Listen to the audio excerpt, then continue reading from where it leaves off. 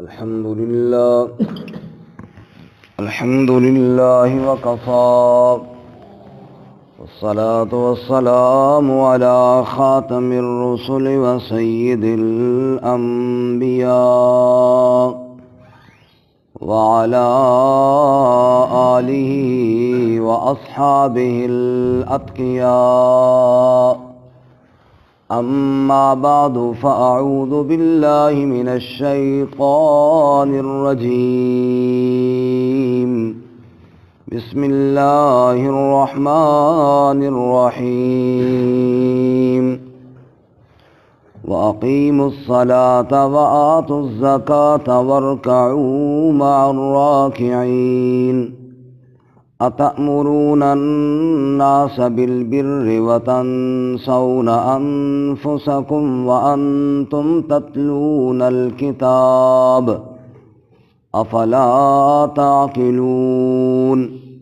واستعينوا بالصبر والصلاة وإنها لكبيرة إلا على الخاشعين الذين يظنون أنهم ملاقو ربهم وأنهم إليه راجعون. وأقيموا الصلاة وآتوا الزكاة، اور قائم کرو نماز کو اور ادا کرو زکوٰۃ کو. وارکعوا مع الراکعین، اور رکوع کرو رکوع کرنے والوں کے ساتھ. اتأمرون الناس بالبر، کیا تم حکم کرتے ہو لوگوں کو نیکی کا. وتنسون انفسکم، اور بھول جاتے ہو اپنی جانوں کو. وانتم تتلون الکتاب، اور حالانکہ تم پڑھتے ہو کتاب کو. افلا تعقلون، کیا پس تم عقل نہیں رکھتے ہو. واستعینوا بالصبر والصلاة، اور مدد طلب کرو صبر اور نماز کے ذریعے. وَإِنَّهَا لَكَبِيرَةٌ إِلَّا عَلَى الْخَاشِعِينَ، اور بے شک وہ بہت بھاری ہے مگر خشوع کرنے والوں پر.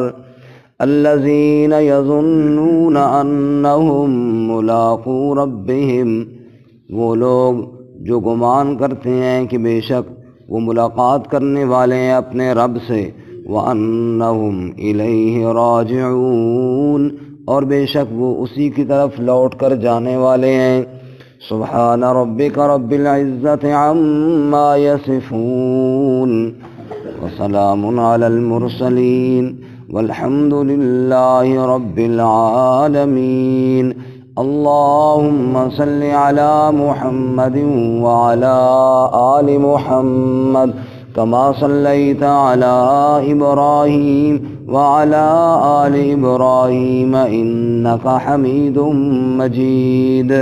اللهم بارك على محمد وعلى آل محمد كما باركت على إبراهيم وعلى آل إبراهيم إنك حميد مجيد. معزز سامعین، سورۃ البقرہ کا 5واں رکوع آیت نمبر 43 سے لے کر 46 تک آپ کے سامنے تلاوت کی ہیں. اللہ رب العزت ان کے مطابق صحیح بیان کی توفیق عطا فرمائے اور ہمیں قرآن و سنت پر عمل کرنے کی توفیق عطا فرمائے. گزشتہ سبق میں آپ حضرات نے سنا کہ اللہ تعالیٰ نے بنی اسرائیل سے فرمایا ایمان لاؤ اس کلام کے ساتھ جو میں نے نازل کیا، اور پہلے کفر کرنے والے نہ بن جاؤ، اور میری آیتوں کے بدلے میں دنیا کا یہ تھوڑا سا متاع اور سامان حاصل نہ کرو، اور حق اور باطل کو ملا کر بیان نہ کرو، اور حق کو چھپاؤ بھی نہیں حالانکہ تمہیں پتہ ہے کہ تم غلط کر رہے ہو. کل والے سبق میں ایک لفظ گزرا ہے باطل، حق کو باطل کے ساتھ نہ ملاؤ. اس پہ 2-3 باتیں کہ باطل قرآن پاک میں اللہ تعالیٰ نے کئی معنوں میں استعمال کیا ہے۔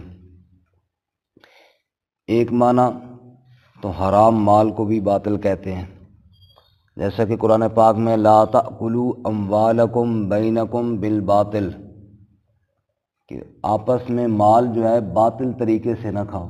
کیا معنی؟ حرام طریقے سے نہ کھاؤ، کوئی بھی ناجائز طریقہ ہو تو وہ باطل ہے۔ اسی طرح ثواب کے ضائع ہو جانے کو بھی باطل کہتے ہیں۔ اللہ تعالیٰ فرماتے ہیں یا ایھا الذین آمنوا لا تبطلوا صدقاتکم بالمن والاذی، اے ایمان والو اپنے صدقات کو باطل نہ کرو، بالمن والاذی، احسان جتلا کر یا اذیت پہنچا کر۔ اگر آپ نے کسی کو کوئی صدقہ خیرات کوئی تعاون کیا ہے، پھر کبھی اس پر احسان مت جتلاؤ، ورنہ ثواب ضائع ہو جائے گا، باطل ہو جائے گا، یعنی ضائع ہو جائے گا۔ اسی طرح جس کو خیرات دی ہے اس کو کام پہ لگائے رکھو، تنگ ہی کرتے رہو، اذیت پہنچا کر بھی ثواب کیا ہو جائے گا؟ باطل ہو جائے گا، معنی ضائع ہو جائے گا۔ اسی طرح کسی فضول چیز کو بھی باطل کہتے ہیں۔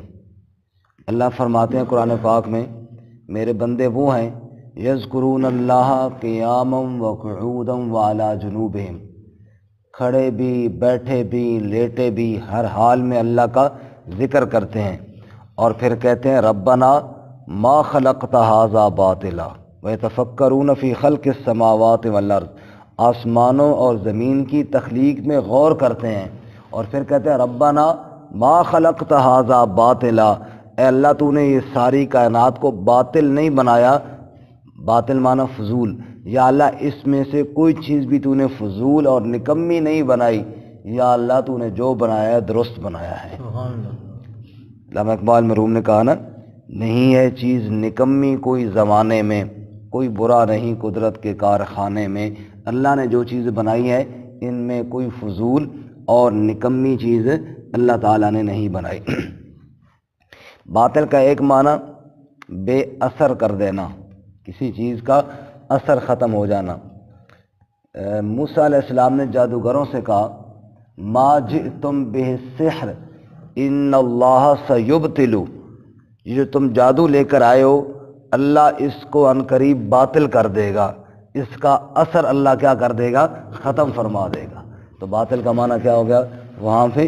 کسی چیز کا اثر ختم ہو جانا۔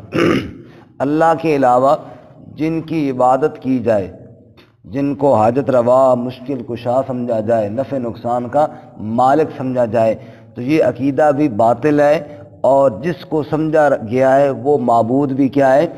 باطل ہے۔ اللہ تعالیٰ اپنی نعمتوں کو بیان کرنے کے بعد آخر میں فرماتے ہیں افبالباطل یؤمنون وبنعمت اللہ ہم یکفرون، افبالباطل، کیا اللہ کی نعمتوں کا تو انکار کرتے اور باطل پر تمہارا یقین بنا ہوا ہے؟ باطل سے مراد وہ معبود جن کے اوپر لوگوں نے یقین رکھا کہ وہ ہماری مشکلیں حل کریں گے اور ہمیں مصیبتوں سے بچائیں گے، فرمایا وہ باطل ہے، اور وہ نظریات سب کیا ہیں جی؟ باطل ہیں، اور اللہ تعالیٰ کی ذات کیا ہے؟ وہ سچی ذات ہے۔ ذالکم اللہ ربکم الحق فماذا بعد الحق الا الضلال، اللہ ہی سچا معبود ہے، اور اس کو چھوڑ کر کسی اور کو معبود بناؤ گے تو وہ معبود باطل ہے۔ اسی طرح حق کے مقابلے میں جو پیش کیا جائے، چاہے وہ شخص ہو چاہے وہ کوئی بات ہو، وہ سب باطل ہے۔ قرآن میں ہے جاء الحق وزہق الباطل ان الباطل کان زہوقا، حق آ گیا باطل بھاگ گیا۔ اللہ کے نبی حق لے کر آئے نا، اس کے مقابل میں اگر کوئی بات پیش کی جائے تو وہ کیا بنے گی؟ وہ باطل اور ناجائز بنے گی۔ اسی طرح قرآن کریم کے مقابلے میں کوئی جناب شبہ پیش کیے جائیں، جن کو اپنی زبان میں ڈھنگوسلے کہتے ہیں۔ ایک طرف اللہ کے قرآن کی آیات ہیں، دوسری طرف جناب کوئی قصہ گھڑ لیا، کوئی کہانی کر لی، اور جناب اس کو پیش کر دیا، وہ جی فلاں صاحب نے یوں کیا تھا، فلاں نے یوں کیا تھا، اللہ تعالیٰ اس کو بھی باطل فرماتے ہیں وَيُجَادِلُ الَّذِينَ كَفَرُوا بِالْبَاطِلِ لِيُدْحِضُوا بِهِ الْحَقَّ۔ فرمایا جب ہم اپنی آیات بیان کرتے ہیں، باطل لوگ آگے باطل دلائل پیش کرتے ہیں، یعنی بودی اور کمزور باتیں میری آیات کے مقابلے میں پیش کرتے ہیں، تو وہ بھی کیا ہے؟ باطل ہے۔ تو اللہ اور اس کے رسول کی اطاعت کے مقابلے میں جو آدمی عمل کرے گا وہ عمل بھی باطل ہے۔ ارشاد فرمایا اطیعوا اللہ و اطیعوا الرسول ولا تبطلوا اعمالکم، اللہ کی اطاعت کرو اور رسول اللہ صلی اللہ علیہ وسلم کی اطاعت کرو، ولا تبطلوا اعمالکم، اور اپنے اعمال کو باطل نہ کرو۔ تو ان ساری چیزوں سے اللہ ہماری حفاظت فرمائے۔ اس کے بعد آگے اللہ تعالیٰ نے ان کو حکم دیا، آج کا ہمارا جو سبق ہے اس میں نماز کے قائم کرنے کا حکم نمبر 1، زکوٰۃ ادا کرنے کا حکم نمبر 2، رکوع کرنے کا حکم، رکوع کرنے والوں کے ساتھ باجماعت نماز پڑھنے کا حکم نمبر 3۔ فرمایا نماز قائم کرو اور زکوٰۃ ادا کرو۔ چونکہ میں نے پہلے عرض کیا کہ یہودیوں کے، بنی اسرائیل کے وہاں پہ بڑے قبائل جو تھے ان کا بڑا احترام بنا ہوا تھا، لوگ ان کی بڑی آؤ بھگت کرتے، یہ صاحب علم سمجھے جاتے اور ان کے بڑے پیر اور بڑے بزرگ بنے ہوئے تھے یہ، تو ان کی ایک بڑی عزت بنی ہوئی تھی۔ اگر یہ نبی صلی اللہ علیہ وسلم پر ایمان لاتے تو ان کو خطرہ یہ تھا کہ ہماری عزت ختم ہو جائے گی۔ اس خطرے کو دور کرنے کے لیے اللہ نے 2 حکم دیے، ایک نماز کا اور ایک زکوٰۃ کا، ایک نماز کا اور ایک زکوٰۃ کا۔ جو آدمی رب کے سامنے عاجزیاں کرنے والا بن جائے، بس وہ دنیاوی عزت کی پرواہ پھر نہیں کرتا، کیونکہ اس کا رب کے ساتھ تعلق ہوتا ہے۔ وہ کہتا ہے عزت تو یہ ہے کہ اللہ رب العزت کے ساتھ میرا تعلق بن جائے، اس لیے فرمایا نماز کا اہتمام کرو تاکہ یہ دنیاوی عزت کی جو چاہت ہے نا، حب جاہ، یہ تمہارے دل سے نکل جائے۔ اور نمبر 2 حب مال، مال کی محبت ہے، کیونکہ جب بندہ پیر ہو تو بادشاہ نذرانے آتے ہیں، کیا آتے ہیں جی؟ نذرانے آتے ہیں۔ بعض پیروں کی ہم باتیں سنتے ہیں حیران ہو جاتے ہیں کہ یار اس کو بھی لوگ نذرانے دیتے ہیں، بیچارہ منہ سے جو نکالتا ہے بس پھول ہی نکالتا ہے، سمجھ، ادھر کی ادھر مارتا ہے، یعنی پتہ ہی کوئی نہیں، ان پڑھ جاہل نکھٹو قسم کا، لیکن لوگ ہاتھ بھی چوم رہے ہیں، لوگ گھٹنوں کو بھی ہاتھ لگا رہے ہیں اور ٹھیک ٹھاک نذرانے بھی دے رہے ہیں، تو بڑی موج ہوتی ہے نا جی، موج مستی کرتے ہیں۔ اس کا علاج اللہ نے زکوٰۃ بتایا ہے کہ اللہ کی راہ پہ دیو نہ کوئی، آپ بھی کوئی اللہ کی راہ میں دیں تاکہ یہ محبت مال کی دل سے نکلے۔ فرمایا اقیموا الصلاۃ وآتوا الزکاۃ، نماز قائم کرو اور زکوٰۃ کوئی اللہ کی راہ پہ دیو تو پتہ چلے نا کہ جناب محبت مال کی دل سے کم ہو۔ ایک مرید نے ایک دفعہ پیر صاحب سے کہا، پیر صاحب بڑا حیران ہو گیا ہو جی، معذرت معاف کرنا، ناراض بھی نہ ہونا، ایک بڑا عجیب بات پڑھ لی ہے، اشکال پیدا ہو گیا جی۔ پیر آنکھا دسو جی کیڑا اشکال پیدا ہو گیا؟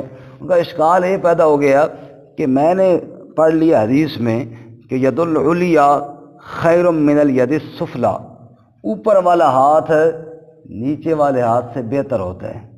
حضرت جی معاف کرنا بے ادبی کہ روزانہ پیسے تو ہم آپ کو دیتے ہیں، ہاتھ تو ہمارا اوپر ہوتا ہے،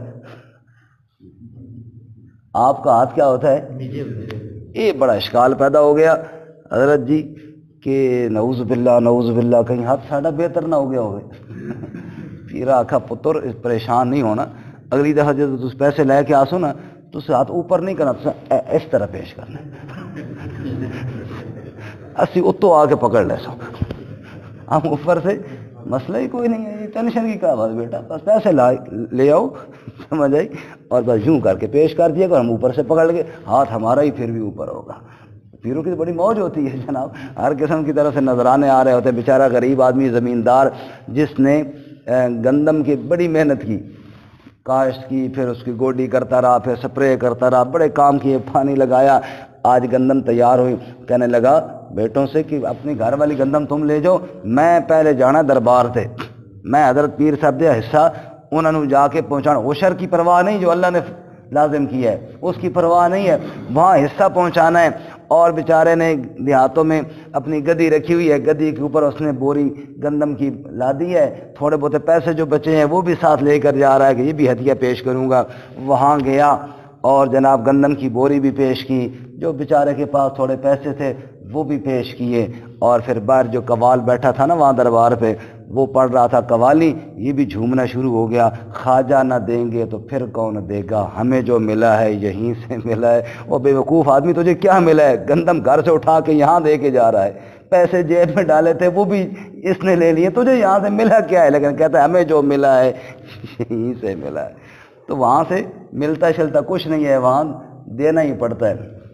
اس لیے اللہ نے کہا نماز قائم کرو اور زکوٰۃ ادا کرو۔ پیروں سے کہا ان سے کہ تم بھی کوئی مطلب یہ کام کرو، کوئی نماز پڑھا کرو۔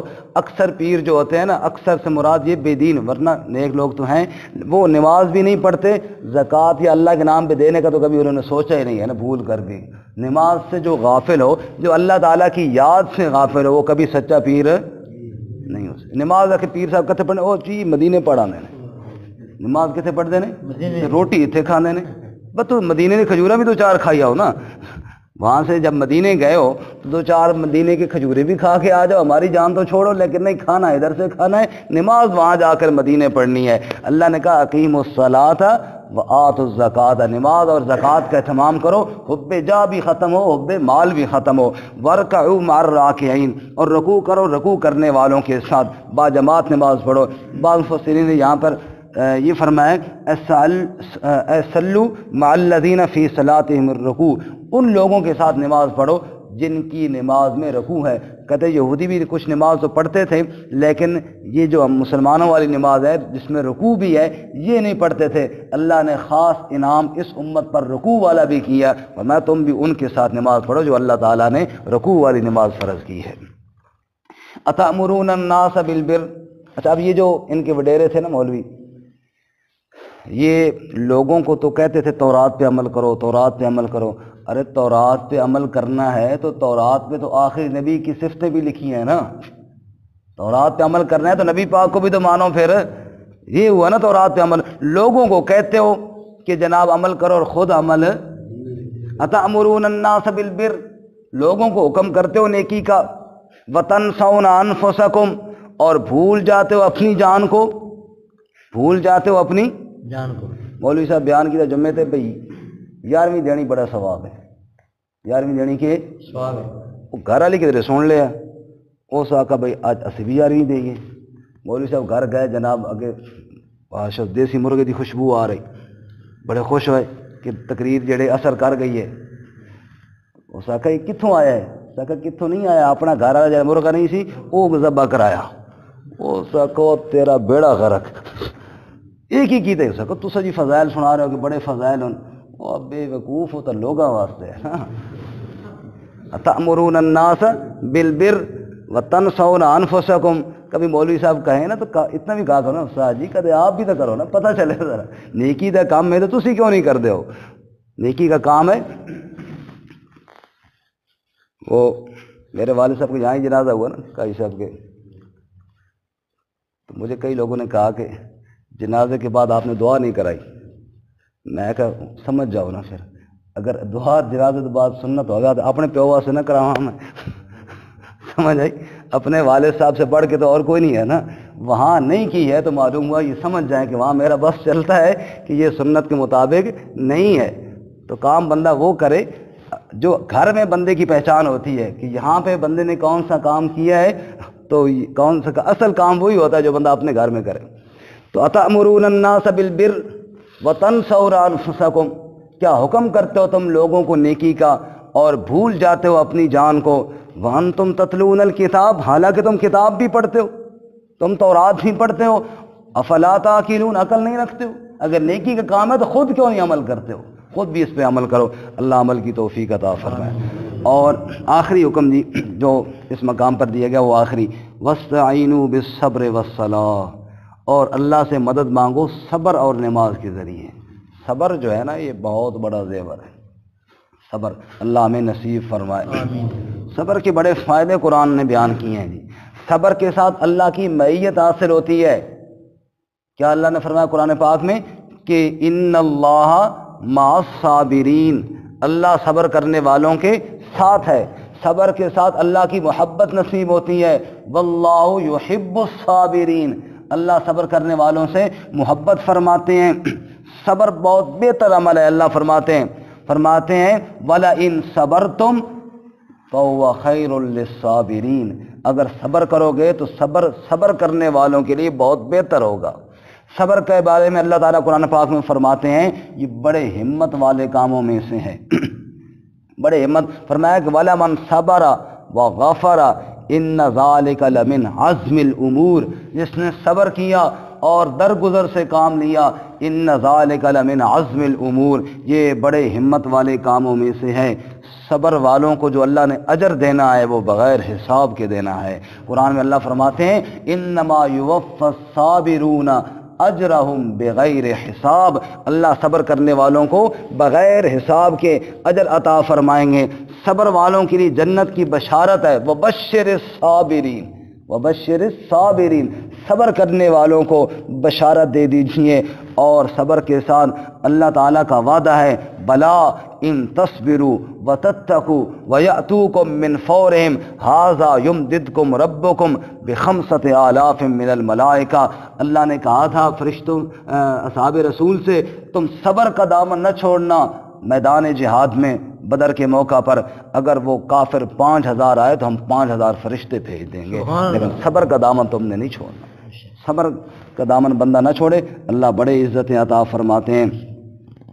سلام علیکم بما صبرتم، ایک مقام پہ اللہ فرماتے ہیں اہل جنت جب جنت میں جائیں گے رب کے سلام آئیں گے اور اللہ فرمائیں گے سلام علیکم بما صبرتم، تم پر سلام ہو اس لیے کہ تم نے کیا کیا؟ صبر کیا۔ حضرت یوسف علیہ السلام جب تخت پہ تھے نا اور بھائی سامنے پیش ہوئے، کہنے لگے تاللہ لقد آثرک اللہ علینا وإن كنا لخاطئین، ہم سے غلطی ہو گئی۔ تو یوسف ہے جس کو یہ عزتیں ملی، فرمایا ہاں انہ من یتق ویصبر فإن اللہ لا یضیع اجر المحسنین، جو رب سے ڈرتا رہے اور صبر کا دامن نہ چھوڑے اللہ اس کو یوں ہی عزت عطا کرے۔ تھوڑا صبر تو کیجیے، اللہ کا حکم آ گیا، تھوڑی اللہ کی طرف سے آزمائش آ گئی، تھوڑا اس کو صبر تو کیجیے۔ اللہ تعالیٰ کے بڑے وعدے ہیں۔ حضرت سیدنا علی المرتضیٰ رضی اللہ تعالیٰ عنہ کا ایک قول ہے، فرماتے ہیں الصبر من الایمان بمنزلۃ الرأس من الجسد، فرماتے ہیں جیسے جسم میں سر کا مقام ہے ایسے ہی اسلام میں صبر کا مقام بھی ہے۔ اللہ میں نصیب فرمائے۔ تو فرمایا وَاسْتَعِینُوا بِالصَّبْرِ وَالصَّلَاةِ، صبر اور نماز کے ذریعے اللہ سے مدد مانگو۔ رسول اللہ صلی اللہ علیہ وسلم کو جب بھی کوئی معاملہ پیش آتا تو آپ اللہ کی طرف متوجہ ہوتے تھے۔ بعض معاملات ایسے ہوتے ہیں صبر اختیاری ہوتا ہے، بعد میں غیر اختیاری ہوتا ہے۔ مثال کے طور پہ ہجرت فرمائی، اختیاری عمل تھا، نہ بھی کرتے، کفار کے ساتھ کوئی مذاکرات کر لیتے، کوئی بات مان لیتے تو کر سکتے تھے، لیکن صبر کیا۔ صحابہ کرام نے گھر بار چھوڑا، بیوی بچے چھوڑے اور بعض دفعہ مال و متاع چھوڑا، لیکن صبر کیا اور اختیار کیا صبر کو اللہ کی نافرمانی کے مقابلے میں، اللہ کی نافرمانی کے مقابلے میں صبر کو اختیار کیا۔ یا اسی طرح ابراہیم علیہ السلام اپنے بیٹے کو ذبح کرنے کے لیے تیار ہو گئے، اللہ نے اختیار مجبور تو نہیں کیا تھا، کرنا ہی کرنا ہے، صرف اللہ تعالیٰ نے مطالبہ رکھا تھا، آگے اختیار کیا تھا۔ تو انہوں نے بچے کی محبت کو صبر کرتے ہوئے قربان کر دیا اللہ کی رضا کو حاصل کرتے ہوئے۔ اور بعض دفعہ غیر اختیاری معاملات، جیسے ایوب علیہ السلام بیمار ہو گئے، اب بیمار تو بندہ خود نہیں ہوتا، اللہ تعالیٰ نے کر دیا۔ بھائی ایسا موقع آ جائے بھائی ایک طرف اللہ تعالیٰ کی رضا کو حاصل کرنا ہو، دوسری طرف اللہ کی نافرمانی ہو، دل نافرمانی کو چاہ رہا ہو، تو بندہ صبر کر کے رک جائے اور اللہ کی فرما برداری کو اختیار کرے، یہ ہے صبر اختیاری۔ اللہ ہمیں یہ بھی نصیب فرمائے، اس میں بڑا مقام ہے۔ اور اگر کوئی غیر اختیاری معاملات ہوں، کوئی بیماری آ گئی، کوئی اور تکلیف آ گئی، وہاں بھی بندہ جزا فضا نہ کرے بلکہ صبر کرتا رہے تو اللہ کی مدد ضرور آئے گی انشاءاللہ۔ وَاسْتَعِینُوا بِالصَّبْرِ وَالصَّلَاةِ وَإِنَّهَا لَكَبِیرَةٌ إِلَّا عَلَى الْخَاشِعِینَ، اور بے شک وہ یعنی صبر اور نماز کے ساتھ مدد مانگنے والی عادت لَكَبِیرَةٌ، یہ بڑی بھاری ہے، مشکل ہے، إِلَّا عَلَى الْخَاشِعِینَ، مگر خشوع کرنے والوں پر، جن کے دل میں اللہ کا ڈر ہو، جن کا اللہ کے ساتھ ایک تعلق ہو، جن کے دلوں میں رب کی یاد بستی ہو، ان کے لیے کوئی مشکل نہیں۔ الذین یظنون، یہ خشوع والے کون ہیں؟ وہ لوگ جو گمان کرتے ہیں یعنی یقین کرتے ہیں کہ انہم ملاقو ربہم، کہ وہ اللہ سے ملنے والے ہیں، جنہوں نے رب سے ملاقات کرنی ہے جنہوں نے کہا یہ یقین ہے کہ کل ہم نے رب کے سامنے پیش ہونا ہے، فرمایا کہ وہ صبر کریں گے انشاءاللہ، وہ اللہ سے مدد مانگیں گے، وَأَنَّهُمْ إِلَيْهِ رَاجِعُونَ، اور جن کو یہ پتہ ہے کہ ہم نے اللہ کی طرف لوٹ کر جانا ہے۔ راجعون کے دو معنی، لوٹ کر جانے والے، اللہ کی طرف، جیسے انا للہ و انا الیہ، ہم بھی اللہ کی ہیں اور ہم اللہ کی طرف لوٹ کر جانے والے ہیں۔ ایک معنی تو یہ ہو گیا، اور دوسرا معنی راجعون کا معنی رجوع کرنے والے۔ دکھ کی گھڑی میں ہم اللہ کی طرف رجوع کرنے والے ہیں، کسی اور کی طرف ہم رجوع نہیں کرتے۔ اللہ ہمیں عمل کی توفیق عطا فرمائے۔ ترجمہ دوبارہ سنیں۔ وَأَقِيمُوا الصَّلَاةَ وَآتُوا الزَّكَاةَ، اور قائم کرو نماز کو اور ادا کرو زکوٰۃ کو، وَارْكَعُوا مَعَ الرَّاكِعِينَ، اور رکوع کرنے والوں کے ساتھ۔ أَتَأْمُرُونَ النَّاسَ بِالْبِرِّ، کیا حکم کرتے ہو تم لوگوں کو نیکی کا، وَتَنْسَوْنَ أَنفُسَكُمْ، اور بھول جاتے ہو تم اپنی جانوں کو، وَأَنْتُمْ تَتْلُونَ الْكِتَابَ، اور حالانکہ تم پڑھتے ہو کتاب کو، افلا تعقلون، کیا پس تم عقل نہیں رکھتے ہو، واستعینوا بالصبر والصلاۃ، اور مدد طلب کرو صبر اور نماز کے ذریعے، وَإِنَّهَا لَكَبِيرَةٌ إِلَّا عَلَى الْخَاشِعِينَ، اور بے شک وہ بھاری ہے مگر خشوع کرنے والوں پر، الَّذِينَ يَظُنُّونَ أَنَّهُمْ مُلَاقُو رَبِّهِمْ، وہ لوگ جو یہ گمان کرتے ہیں، یعنی یقین رکھتے ہیں کہ بے شک وہ ملنے والے ہیں اپنے رب سے، وَأَنَّهُمْ إِلَيْهِ رَاجِعُونَ، اور بے شک وہ اسی کی طرف رجوع کرنے والے ہیں،